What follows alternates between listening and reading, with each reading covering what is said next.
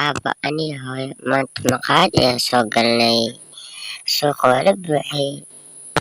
Yaa lacagta idin siiyeyna? Maya hooyaa naga bixisay lacagta. Waxaan soo cunay adiga hataa weligaa ma cunin.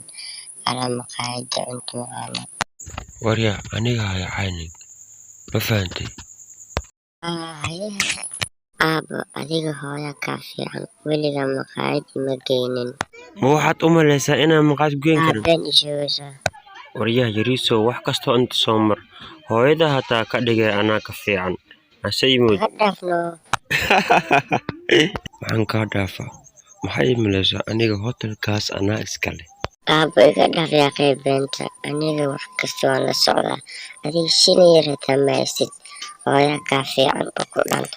Aniga hooyo waxaan soo cunay shalay bariis, hilib, biyo faruud, t-shirt waan soo qaadanay.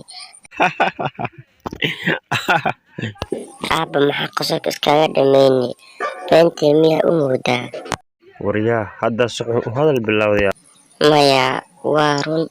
Cuntadeena biyo ayaa ka buuxay aabbo. Yaa qiimo ku dhihino hadalkan ha igu soo celinin. Haye aabbo raali noqo.